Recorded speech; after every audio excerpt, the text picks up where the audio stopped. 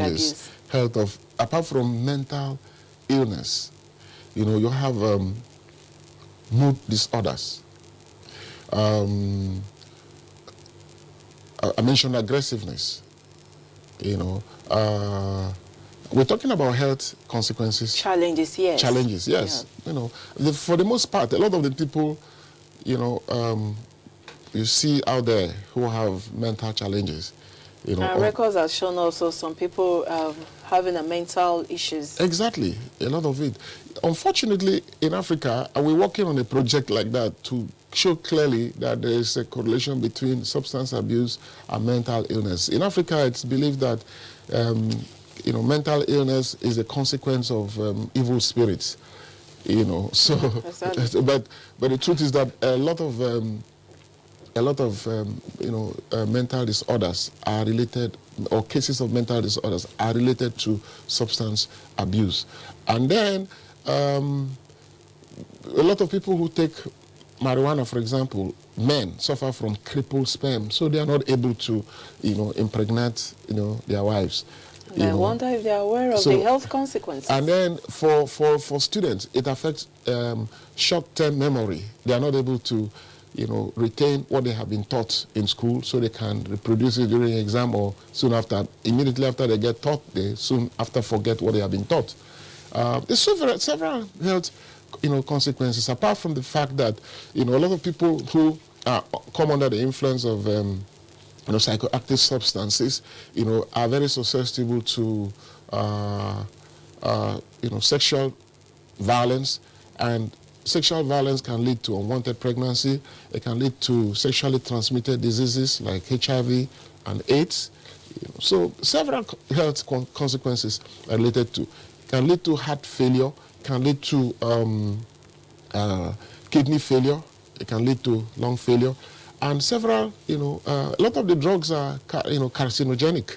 Can lead to several types of cancers. Cancer of the throat and esophagus. Several health challenges. Okay, now we have the NDLEA as well as NAFDAC as government agencies that are saddled with the responsibilities of managing and tackling this problem. Is there any form of collaboration between your organization and some of these agencies? Yeah, well, the National Drug Law Enforcement Agency in the past, worked very closely with a lot of non-governmental and non-profit institutions, okay? The African Council on Narcotics had occasion to collaborate with the National Drug Law Enforcement Agency. And we presently are looking at the possibilities of stirring up, opening up, other valves of collaboration. NDLEA, NAFDAC, not at this moment with NAFDAC, but African Council on Narcotics is one of the several institutions that are listed, to work with the ICPC, So to that extent, it is to that extent that we, collaborate with some of the official institutions, particularly in Nigeria. Elsewhere, we looking at, opening up, talks and discussion with, similar institutions as we look to setting up the offices of the African Council on Narcotics elsewhere in Africa.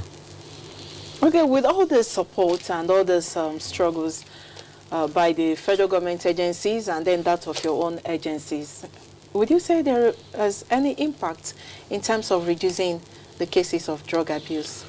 Well, I do not know how we can immediately measure the impact at this moment, but I can tell you that if we do not continue to proselyte, continue to preach, continue to do advocacy, continue to campaign against substance abuse, at this rate, substance abuse will destroy us.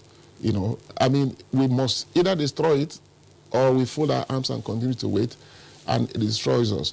But God forbid. What I want to say is for the statutory government institutions like National Drug Law Enforcement Agency and the and NAFDAC, They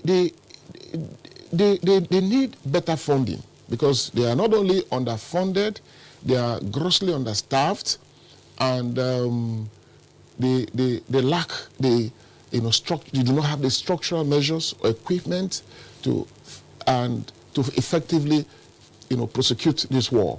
So, and in fact, from available information, it looks like NDLEA have a staff strength of about just 4,000 plus, operatives, yes. 4,000 plus.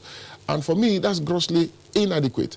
And the last time I also checked, I found out that NDLEA is so grossly underfunded to the extent that what they get monthly, to prosecute this war is less than about 30 million naira. Compare that to 51 billion US dollars in the United States. So they're so grossly understaffed, so grossly undertrained, so grossly underfunded, so grossly under-equipped. How do you expect them to go about their job effectively? 4,000 plus operatives compared to a population of about 106 million Nigerians. No, there's a gap. There's a huge big gap. It's difficult for the for the necessary impact to be made, for effectiveness. Difficult, okay. Absolutely difficult. Yeah, thank you very much, Mr. Basi, for sharing your thoughts again with us. My pleasure, always my pleasure. We really do appreciate you, my and pleasure. We wish you more support Thank as you add your voice in fighting. It's my pleasure. I have been speaking with the President, African Council and Narcotics, Mr. Rekmene Basi, on the rising cases of illicit drug use in Nigeria. Remember, coronavirus is spreading in many communities, so ensure you observe all hygiene and safety protocols to stop further spread of the virus. I am Obiageli Gweke. Thank you very much for staying with us.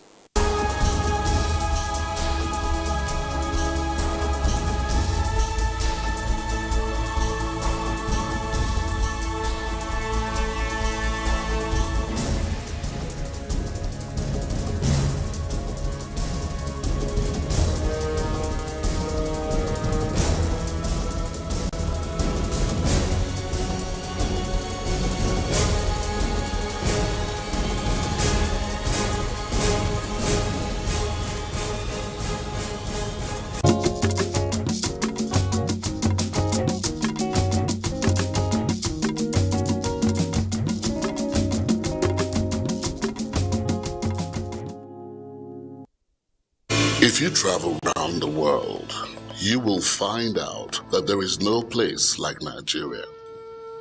Beautiful, peaceful, very warm and friendly climate all year round. Largest concentration of black people in the world. Hospitable, vibrant and happy people.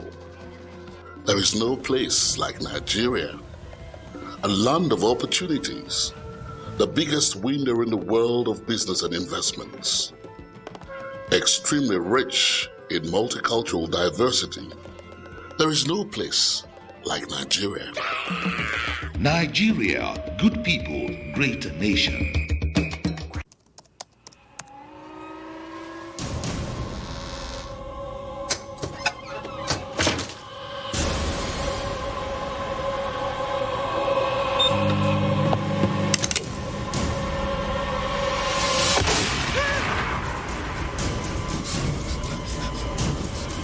Experience unlimited super-fast internet access from Intel 4G. Intel. Live more. 24 hours a day, 7 days a week. You can watch NTA International live on your TV, computer, iPad, tablet and phone. Log on to visiontv.co.uk and click on Entertainment, then NTAI. You can also download the iOS or Android app on your mobile devices to watch NTA International on the go, anywhere in the world.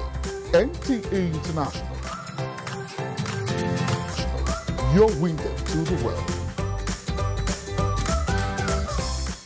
Do you know that social media is not good or bad, and that it is you who is using it that is either good or bad? Bad social media users spread rumors and fake news without verification. But good social media users stop, verify the information, and reflect before sharing it. Now, are you a good social media user?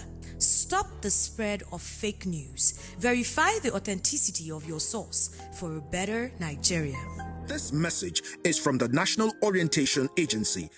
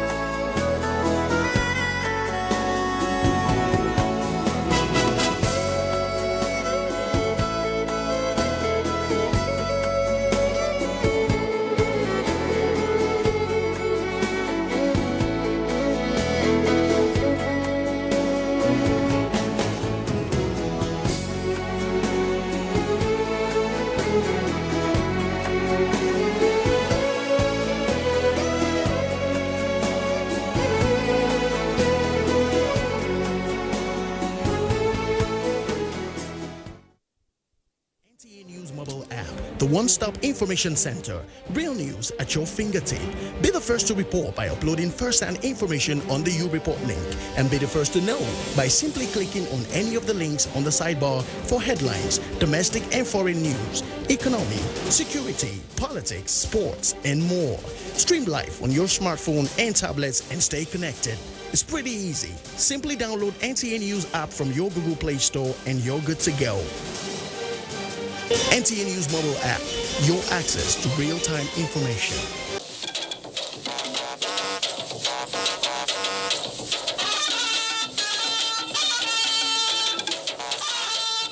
NTA News. When the news breaks, we mend it and present it without blemish.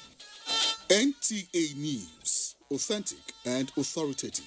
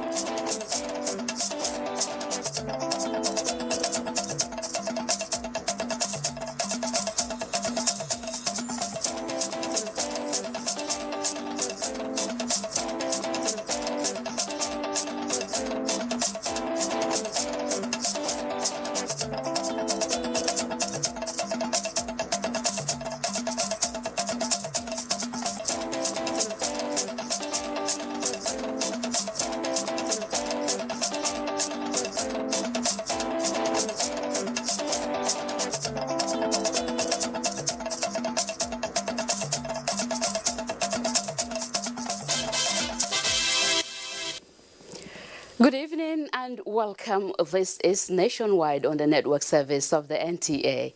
I am Norlin Ebel Ame.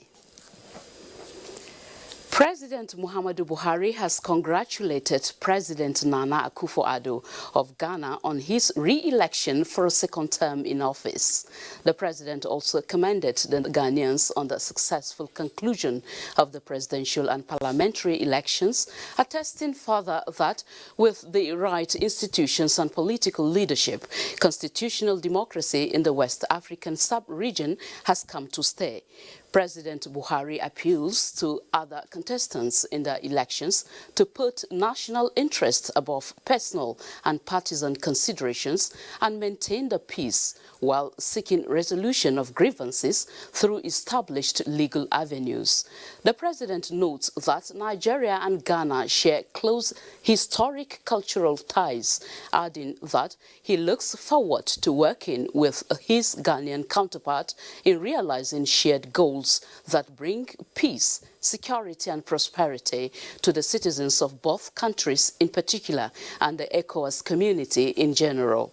The Nigerian leader wishes President Akufo-Addo a successful new tenure, peace and stability in his country, as well as improved bilateral relations. ECOWAS Election Observation Mission in Ghana has congratulated Ghanaians for protecting the country's democratic credentials at the just concluded presidential and parliamentary elections. Head of the mission and former Liberian President Ellen Johnson Sirleaf and her team took that message to President Nana Akufo-Addo. Correspondent Musbaud and Wahab reports from Accra. Beyond electing a new leader and representatives into the parliament, Ghanaians have another regional record to protect: 28 years of unbroken democracy. With the 8th successive election, the country continues to consolidate her democratic rule. Isolated blemishes albeit, the International Election Observation Missions commend voters' turnout, parties' conduct, professionalism of polling officials, and compliance with COVID-19 safety protocols during the electoral processes. Please come and sit down. And on this visit to the Jubilee House, ECOWAS Election Observation Mission says Ghana has done well in preserving her democratic credentials. Now talk to your colleagues so that they can begin to put their processes in place, to respect constitutions, to respect the laws. The president re-elect says democracy is now a tradition Ghanaians are committed to. The certification that you have given us, of course, must be something that all Ghanaians must pride themselves on. Fundamentally, the poll itself was made possible by the attitude of our people. And that is what we have to continue to nurture, that attitude and that commitment to democratic engagement is maintained here in Ghana. For my part, whatever it is that I can do to continue to maintain the unity of the nation and to make sure that we go forward into my second mandate as united people. President Nana Akufo-Addo begins his second term in office at this Jubilee House, January 7, 2021. In Accra, Ghana, Musbao and Wahab, NTA News. And back home, Chairman of Nigeria Governors Forum and Ekiti State Governor Kayode Fayemi says state governors cannot borrow money from the pension funds. He made the declaration on Good Morning Nigeria while speaking on the issue of government at the subnational levels. Alika Kwanacharwa has the details.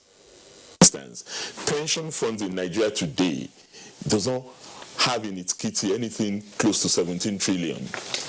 They don't even have 10 trillion. So how can you take what is not there? Speaking on Good Morning Nigeria, Olukayode Fayemi emphasized that governments at the subnationals are doing their best to address the problem of poverty through empowerment programs, but the increasing rate of poverty level in the state and inadequate funds has made it impossible for everyone to benefit. On the issue of the bailout funds, the guest explained that there is need to revisit the terms of payment of the loan by the state government to the federal government in the face of the current economic challenges. For the better part of my time in office as chair of the Governors Forum, states had adhered to their payments until COVID-19 intervened, unfortunately. It was COVID-19 that led us to collectively, not just governors, the National Economic Council collectively agreed that these payments will be suspended. There are a number of leakages, but in a situation like what we have now, where people are finding it difficult to even sustain their livelihood and businesses, what tax is collected from profit? Is tax after profit? You don't tax people before profit. So if people are not making profits, where would you generate the tax? They also advised that there is need to change the country's security architecture through intelligence gatherings in Abuja. Alika Okwanachi, Arua, NTA News. And still on politics, the People's Democratic Party says it is yet to take a decision on where the party's 2023 presidential ticket will be zoned to. National chairman of the party, Uche Secondus, disclosed this at a media briefing in Abuja. Timothy Yusuf reports. Gathered here are members of the PDP National Working Committee and Board of Trustees. The state of the party in the last 3 years and state of the nation dominated their agenda.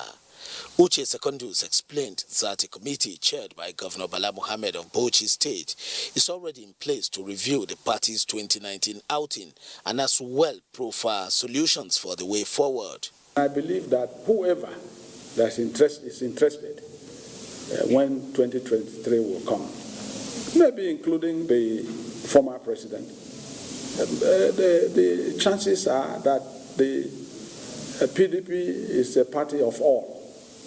Everybody will have that opportunity. But in a clear terms, no, we have not taken any decision to give anybody a ticket for now. Meanwhile, ahead of the Anambra 2021 governorship election, some of the party's stakeholders in the diaspora are calling for the need to give ears to President Buhari's call for them to contribute to the development of the country. People who need to be in politics need to stop thinking about themselves and think about the community. And if you look at community, then you won't be causing factions. So my question is, I think PDP of today is being more united. They enjoined Nigerians to embrace dialogue as the only option to dispute resolution.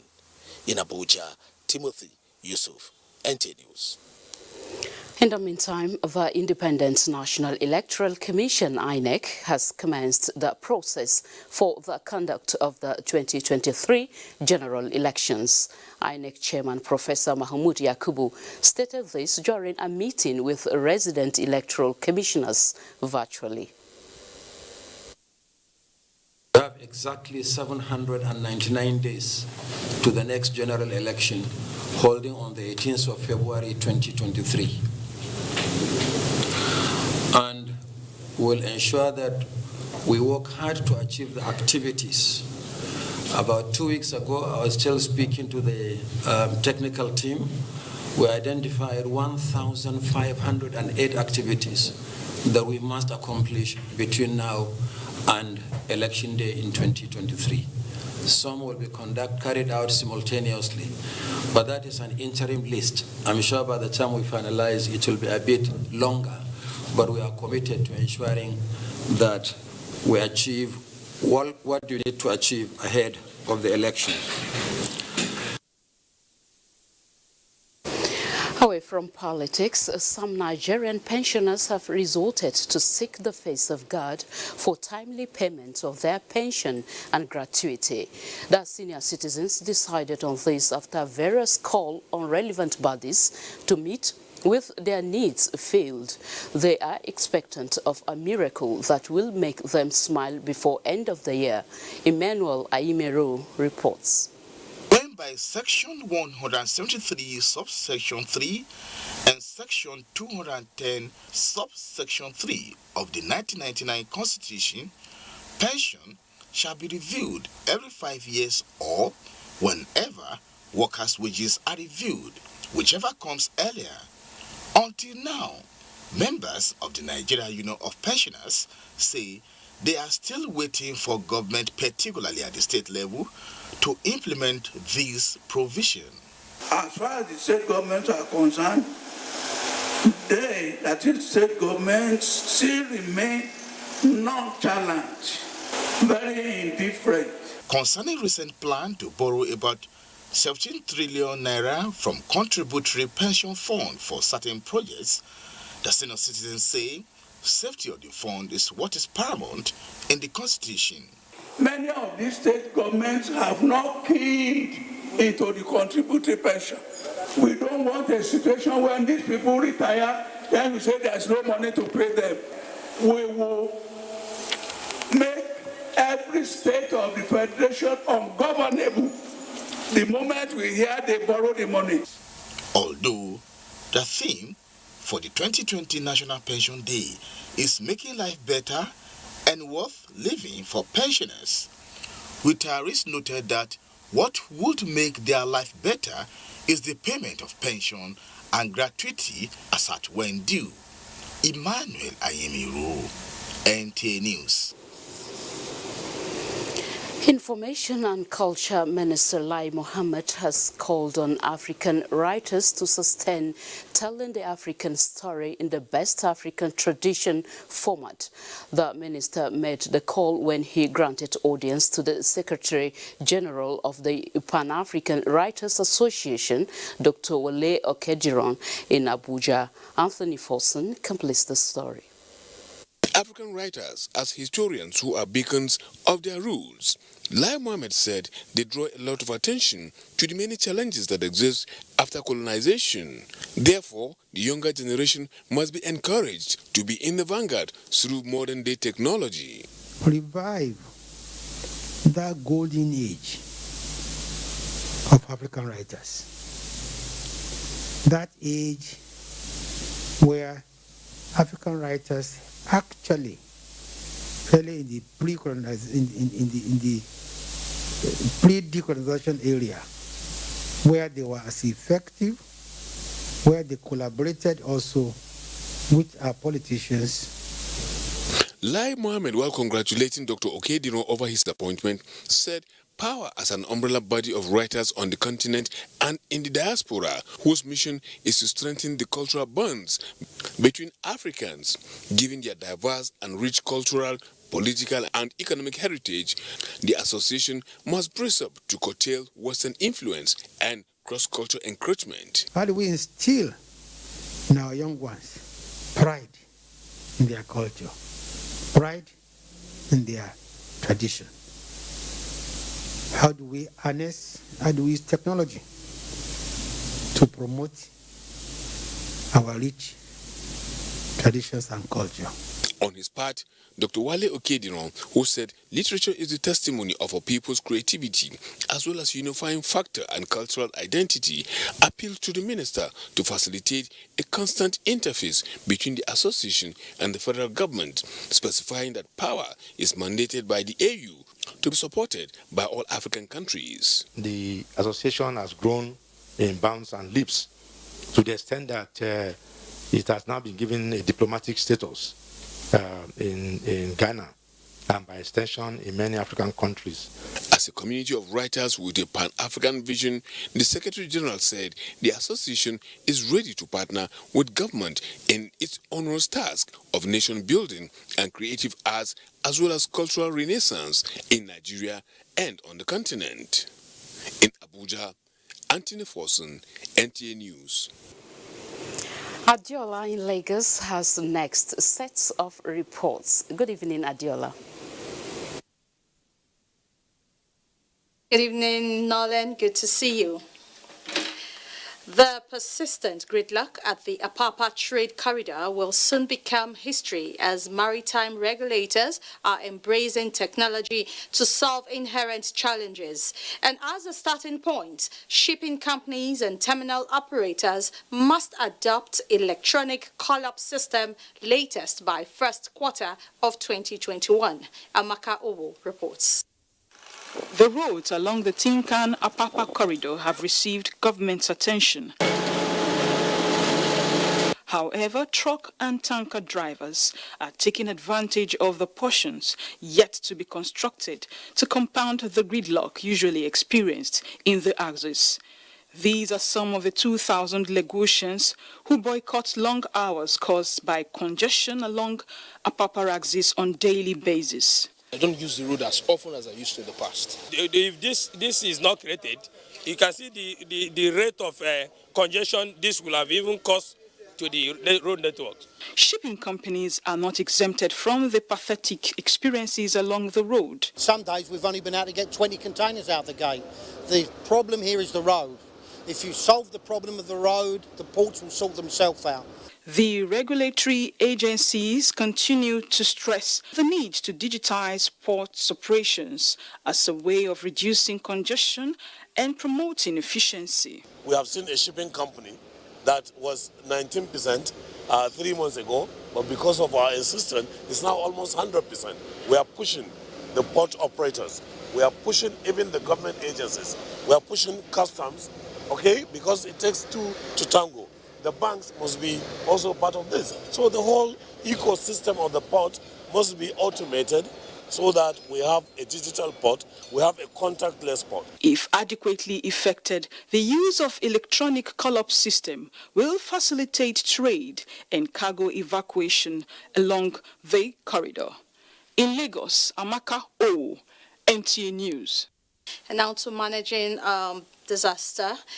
As part of measures to curb various challenges of disasters in Nigeria and encourage individual participation in disaster management, the National Emergency Management Agency, NEMA, Southwest Zone, has commenced training for 74 volunteers corps selected from 3 communities in Lagos State.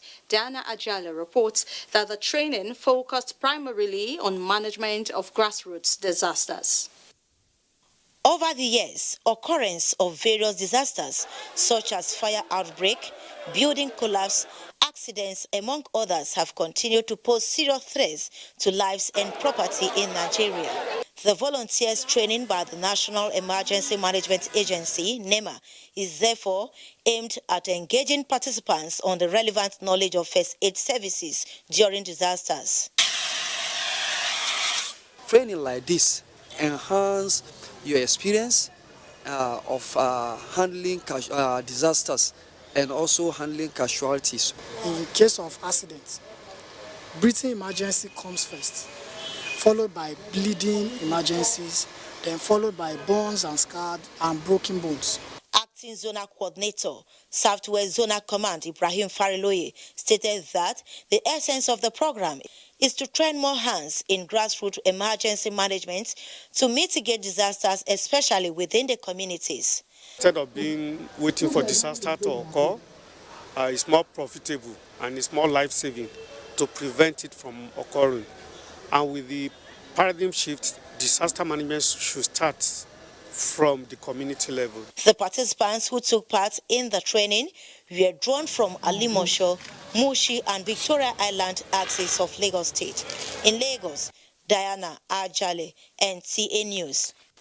And that's a bit from Lagos, but we'll take our first commercial break, and when we return, the Barbary in Port Harcourt will take the next set of reports.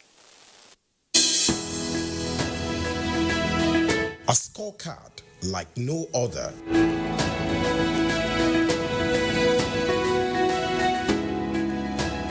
Government has put in place measures and initiatives principally targeted at youths, women, and the most vulnerable groups in our society. These included broad plan to lift 100 million Nigerians out of poverty in the next 10 years, the creation of 75 billion naira National Youth Investment Fund to provide opportunities for the youths, and the Micro, Small and Medium Enterprises Survivor Fund, through which government is A. Paying 3-month salaries of the staff of 100,000 micro, small and medium enterprises. B. Paying for the registration of 250,000 businesses at the Corporate Affairs Commission. C. Giving a grant of 30,000 naira to 100,000 artisans and guaranteeing market for the product of traders. These are in addition to many other initiatives such as farmer money, trader money, market money, N-Power, N-Tech, and N-Agro. These and more in spite of a recession and a global pandemic.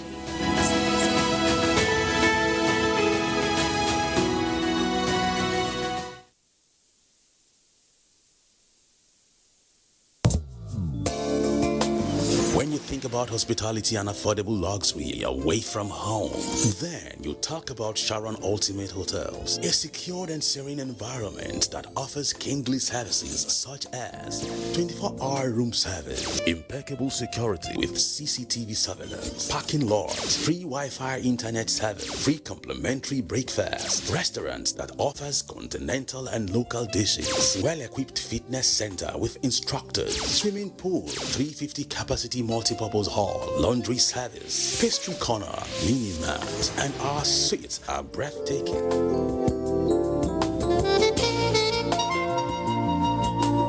For reservation, locate us at plot 1710 Tafawa Balewa Way, Area 3, Garikia, Abuja. The Sharon Ultimate Hotels, the ultimate place. Do you know that 35% of every girl child and women are raped on a daily basis? Some are killed in the process, some take their lives in shame, others remain emotionally dead for life. It is sad. This culture is not ours, definitely not African. How did we allow bad culture to infiltrate and take over? Even if you lack fear for the law, what of fear of God? And you, why do you cover up rape acts when it happens? Remember, a problem shared is a problem half solved. Never cover any rape act because a rapist is a murderer. It could be you or your loved ones next. Women must be treated like the prize gem they are. Say no to rape.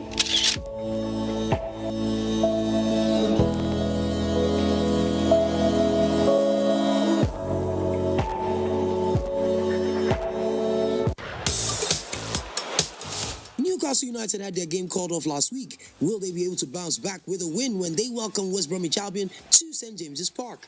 Find out this Saturday when Newcastle United hosts West Bromwich Albion on the Premier League Live, showing on the NTA network from 3:30 p.m. The Premier League Live is brought to you by Axis Bank, Papa Ijebu, Lipton Tea, and Close Up in association with Gold.com.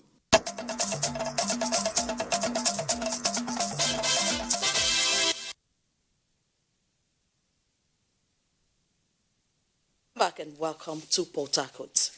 Rivers State Governor Nyesom Wike has advocated for investment in efficient transport infrastructure as a panacea to driving the nation's socio-economic development. The governor made the submission at the 26th meeting of the National Council on Works in Port Harcourt. Ogedi reports. The need for the nation to continue to develop its road infrastructure to promote trade and facilitate the movement of goods and services for the spread of economic opportunities across the country was stressed. Governor Wike says with the current road network of the country put at 31,000 kilometers, yet inadequate to drive economic growth at the rate the nation desires, more needs to be done. The East-West Road among the critical infrastructure projects being funded from the coffers of the nation's sovereign wealth fund to guarantee its completion by 2021 has been taunted by the Minister of the Niger Delta. Working with the various state governors, we were able to resume work in 26 states in May. And this was the way to start redistributing wealth again, because that's what infrastructure really does. And FEMA, our maintenance agency, was also able to resume work in 92 different locations in 24 states. These were strategic responses to get the economy back on track. Chairman Senate Committee on Work, Senator Adamu Alero, described the theme of the meeting as apt and appreciated the federal government for its commitment to improving road infrastructure across the country. Director General, Budget Office of the Federation, Ben Akabeze, says 30% of the annual Federation budget goes to road infrastructure, but still not enough. He maintained that good road network increases agricultural productivity, strengthens local economy, promotes safe commuting, and reduction in road crashes and attendant fatalities. In Port Harcourt, Ogedi Nyekwere, NTA News. The alleged murder of Jerry Diwane, Benjamin Chima, and other illegalities perpetrated by the disbanded Special Anti-Robbery Squad were among cases heard at the 11th day of sitting of Judicial Panel of Inquiry in Port Harcourt. Ijamong Wiki reports.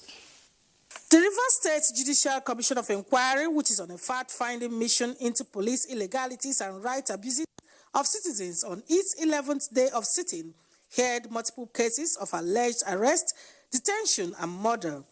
Among the cases was the alleged murder of 45-year-old Jerry Diwaye in September 2016 by the Special Anti-Robbery Squad, SARS. The petitioner, 75-year-old Bob Wallot Diwaye, whose death of his son left him partially paralyzed, is demanding for in-depth investigation into the case to pave the way for the release of his son's remains for burial. He went on an assignment in Burukiri and was coming with one or two friends. As they were coming, he said he saw people running for life.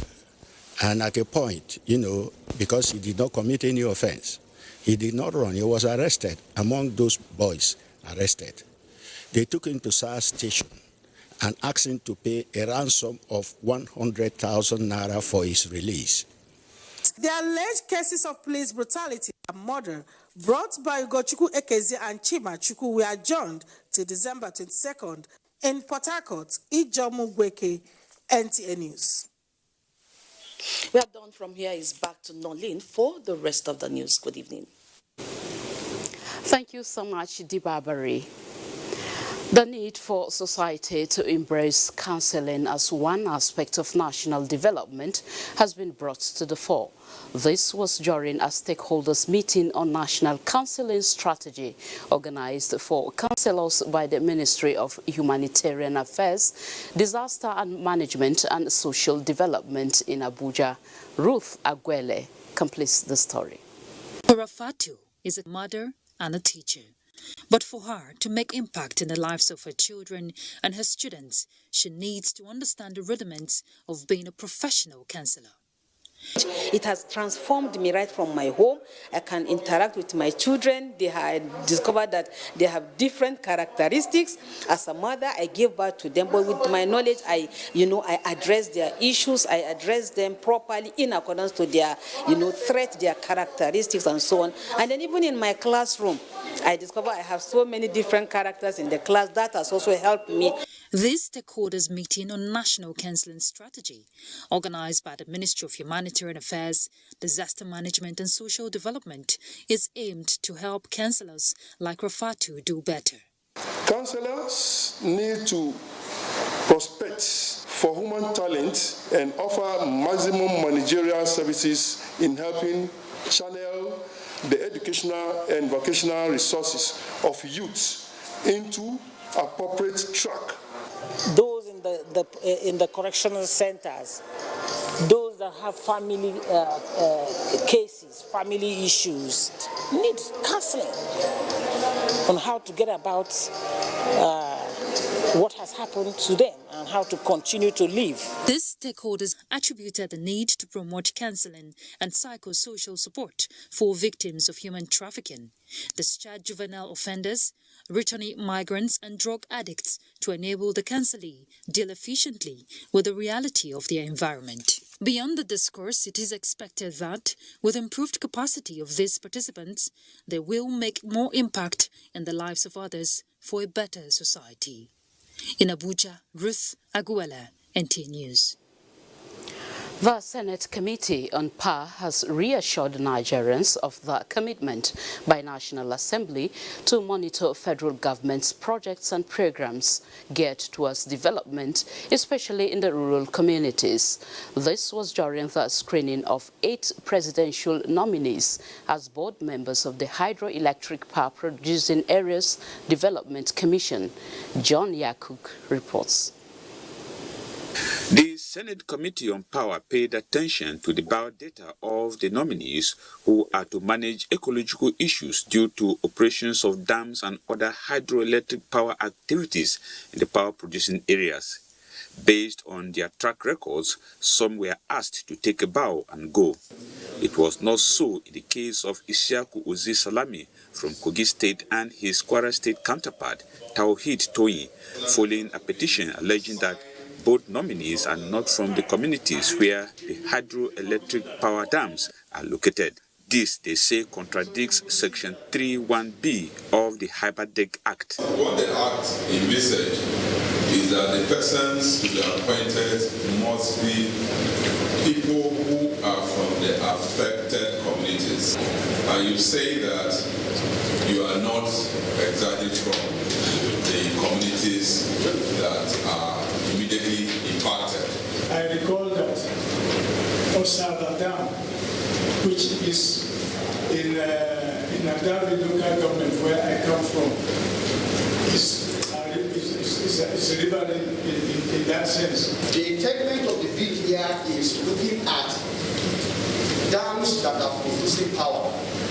If we have to start saying that anywhere there is dam, I bet you all the 36 states or the federation will be members of this commission. With a clearance letter from the Oba of Jeba, endorsed by lawmakers and other prominent persons from the area, the claim by the petition against the Kwara State nominee was overruled. The petition against the nominee from Kwara is hereby dismissed as precedent by the commission. The Senate committee urges the nominees to bring their wealth of experience to bear on the achievements and objectives of the commission when confirmed. It says its reports will be presented at plenary for further legislative action. John Yaku, NTA News. Let's talk health now. Healthcare professionals rely on patients' history to manage their conditions. Hence, accurate data and health records cannot be compromised for national planning and growth. This formed the crux of discussions when the Minister of Health for State, Olorinimbe Mamora, visited the Health Records Officers Registration Board of Nigeria in Abuja. Oluseyi Adiabo has details. Experts describe data collection and processing in Nigeria's primary health care level as relatively effective, but not so when it comes to the tertiary and secondary levels of health care delivery. Health Records Officers Registration Board of Nigeria trains and regulates the country's health information management professionals, who in turn manage patients' health service records and hospital information systems in health facilities nationwide. As the board plays host to the Minister of State for Health, a conducive workspace and computerized operations are tabled as urgent needs. I can perceive that unity of purpose to working together despite the not too conducive environment, and so the issue of accommodation is one of the things that we need to look at, and so far I've been impressed with what I've seen on ground, and I know that given all the support and the wherewithal, they will do better than what they are doing right now. And these data were there. The most important thing is to have a coordinating point, like a data bank, that these people will be effectively utilized. Once we are utilized, we'll be able to collect this data. But too much emphasis on development partners who only look at the primary data and then go because there's fund for it. Yes, we don't need additional fund to collect data. We don't need it, because the people are already on ground, employed by government and receiving salary. So all you need to do is to engage them. The minister charged the health data collectors to consider data integrity as sacrosanct for health care delivery. In Abuja, Oluseyi Adiabo, NTA News. Let's join Amina in Kaduna for more reports, including development in tackling security challenges. You're on, Amina. Lonely, welcome to Kaduna. Retired Justice David Yom has formally opened public hearing into alleged police brutality in Kaduna. This is in line with the directive of the Federal Executive Council for the establishment of state-based judicial panel of inquiry to receive and investigate cases of alleged police brutality across the country. Ablai Mohammed reports. Hassan Usman Katsina How, an administrative hub met to stand the test of time by men of integrity who have written their names in gold across the pages of history. Now the House has flung open its gate for the members of the public to lodge petitions against police brutality. And retired Justice David Nyom has been chosen to lead other members of the panel of inquiry to do justice to the mandate before them. He said the panel has resolved to receive written sworn submissions in 3 zones across Kaduna State, with the secretaries in 23 local government areas of the state. This panel will be free and it will do everything in its possible best to assist those that feel they need justice. We are not going to deny anybody. We will give every person a hearing. By the 5th of January 2021 at exactly 10 a.m., retired Justice David S. Yom will listen to so many petitions in this room. And it is expected that so many of those who have any kind of petition against police brutality will have an opportunity here to present their case. In Kaduna, Abdullah Muhammad, NTA News. Nigeria is taking up the challenge of joining the global community in the invention and use of unmanned air vehicle, UAV, to accomplish various kinds of missions, including security. This is buttressed by the performance of young Nigerians in a UAV competition put together by the Defense Research and Development Bureau. Abdullah Muhammad again reports. Precisely in the year 1903, the Wright brothers invented and successfully flew an aeroplane. That success definitely came as a result of trial and error. An array of young Nigerians have been handed out a platform to show what they got in the invention and deployment of unmanned aerial vehicle. Even discoveries were made. Well, now we have seen that we can actually do what we call a vehicle launch.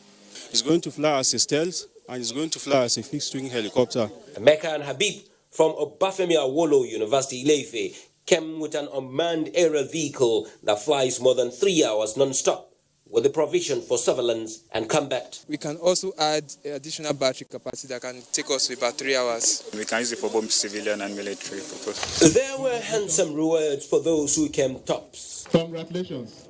Those who peddled the initiative say it goes beyond that, but a move to make Nigeria self-sufficient in the invention and utilization of UAV. This is also an indication of our commitment towards self-reliance by producing high-end specialized equipment, which could be projected further on a global scale.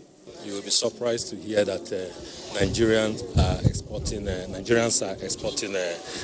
UAV technology to other nations. With this, there appears to be a very bright future for all of us. Looking into the eyes of the array of contestants, it's glaring that Nigeria has stepped on the path to success as far as the invention and deployment of UAV and robotics are concerned. In Kaduna, Abdullah Muhammad, NTA News. And Nationwide continues with Kemi in Ibadan Network Center after this break.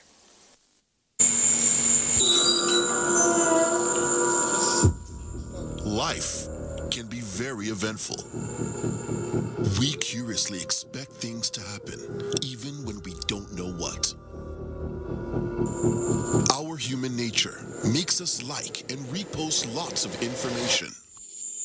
Some are unverified, inciting anger and hate. Sometimes innocently, other times the urge to break it first. This, in most cases, has caused destruction in many nations.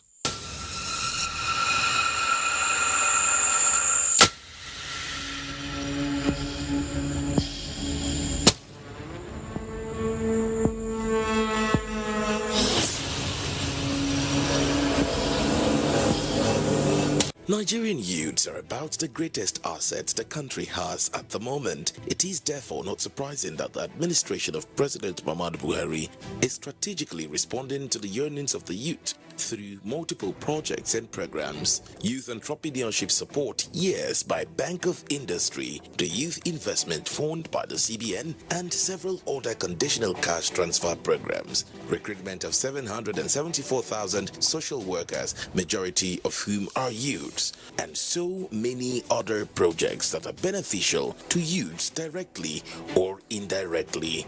If the administration can do all this, definitely with a degree of patience and time, it can achieve more. Nigerian youths must come together to say no to terrorism, no to vandalism, and no to all disruptive tendencies. Hashtag Youth for Greater Nigeria. Pacifying the youths, unifying the nation. Although social media as a channel of communication is inherently harmless, it becomes harmful and damaging when used without discretion and thoughtfulness. Bad social media users spread rumors and fake news without verification. But good social media users stop, reflect, and verify information before sharing it. Be a good social media user. Stop the spread of fake news. Verify the authenticity of your source and use social media responsibly for a better Nigeria. This message is brought to you by the Nigerian Television Authority, NTA, in collaboration with the National Orientation Agency.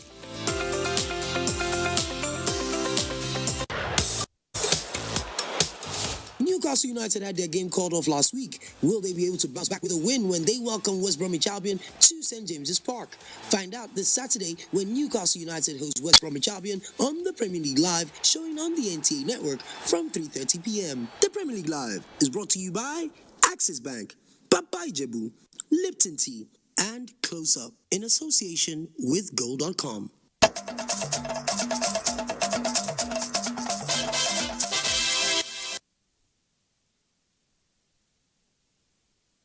Welcome to Ibadan. As efforts to explore agriculture for economic diversification and healthy environment continue, key players have emphasized the need for farmers to embrace precision agriculture for better food productivity and health. Correspondent Kemi Oshin reports that this was at the first Precision Agriculture Conference held at the Institute for Agricultural Research and Training, Ibadan. Research indicates that about 130 million people may be at risk of suffering acute hunger by the end of 2020.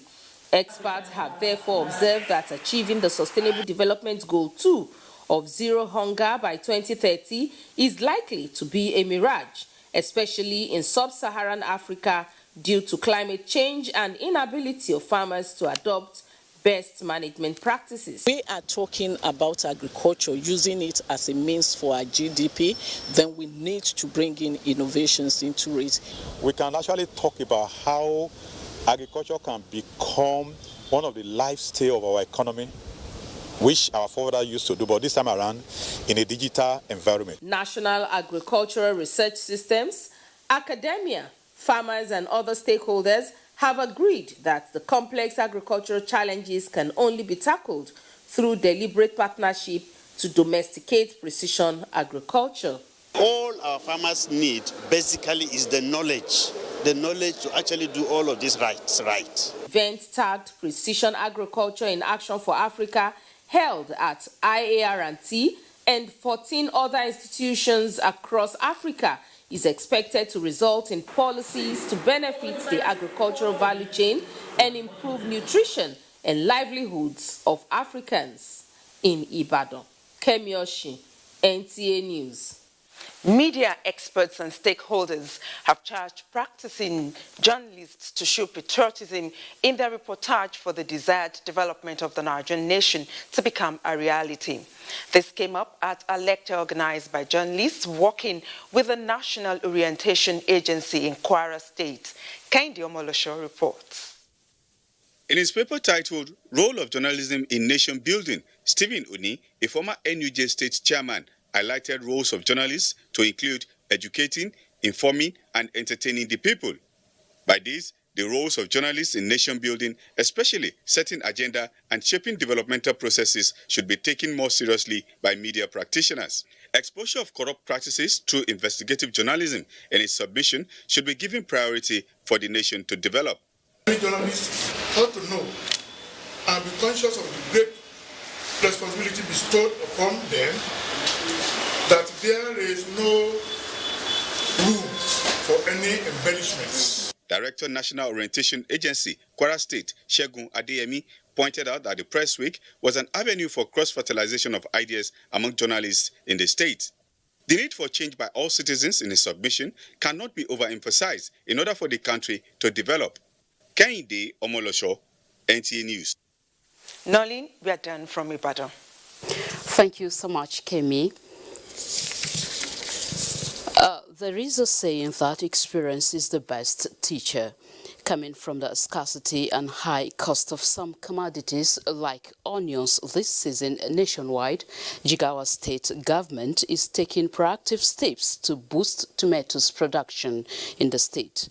Ibrahim Sani reports that more than 600 farmers have been selected to benefit under the initiative. The agrarian Jigawa state is also fertile for the cultivation of thousands of tons of tomatoes all year round.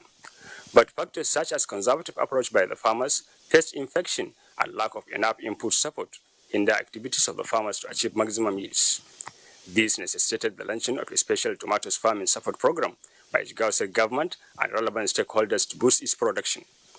Under the pest-based launch in Kazori Emirate, over 600 farmers have been empowered with seedlings, fertilizer, and training to pay back with their farm produce for processing. What I want them is that everything lies in their hands. We want them to be trustworthy, to be honest, to be sincere, and to be committed to this project. We are able to prove that your soil here in Jigawa State can support tomato. Even your own local variety, you can get 30 tons per hectare. Benefiting farmers express appreciation for the gesture, promising to make Jigawa the hub of tomatoes production. From Duse, Ibrahim Sani, NTA News. Nigeria's diverse culture, if properly harnessed and deployed, could enhance socio-economic development of the country. This point was highlighted at a conference on culture, zonal intervention projects and national development organized by the National Institute for Cultural Orientation, NICO, held in Akure, Ondo State. Olubukola Aduo has details. The essence of the two-day conference is to awaken the consciousness of Nigerians on the need to revive the country's cultural heritage, which many say is fast being eroded due to external influences. It is also to educate residents of Ondo State on how to benefit from the various zonal intervention projects, which is the federal government strategy at promoting equitable distribution of development projects, especially at the grassroots. Zonal intervention funds, zonal projects, through the various communities, you now find that we can have national development. Stakeholders believe that with proper orientation of citizens, especially youths, on ethics and values, the rate of crime will reduce drastically. A lot of our people have lost interest in our mother tongue. So if really we are serious about orientation, that is where we should start from. Our youths, especially, imbibe the foreign cultures, and it has been downplaying our own culture to the extent that when you listen to indigenous music, they look at you as if you are archaic. Nigeria before, people were hardworking. People were not looking for money without work. But now what we have today is people look for money without work. We should go back to what we were before. There was a technical session that featured topics which included understanding culture as the bedrock of national development and addressing infrastructure deficits through zonal intervention projects. In Akure, Olubukola Aduo, NTA News. 16 days of activism to end gender-based violence has ended, with the Minister of Women Affairs calling on Nigerian men to be more accommodating of the women folk to fast-track the nation's development. The minister was speaking at a rally tagged "Work in Her Shoes" to further draw attention to the scourge of gender-based violence. Victor Azu reports. It's been 16 days of activism across the globe against gender-based violence, and the Nigerian civil society has been relentless in replicating the advocacy. This rally, organized by the Proactive Gender Initiatives in conjunction with the Nigerian Union of Journalists FCT chapter, with the theme "Walk in Her Shoes," is to round off the campaign. For the council chairman, words are not enough. He literally walks in her shoes to drive home the point. The road may be long, the task may be demanding, but be assured that you have people cheering you on. Come and walk in our shoes. We wear high heels, we pound yam, we conceive babies. We make the home beautiful, we entertain you. Against all odds, The Minister of Women Affairs wants the 16-day campaign to birth a new thinking devoid of every form of violence. Now the last day of 16 days activity, which you have all been part of it, walking around the clock, intensifying awareness. I appreciate you all.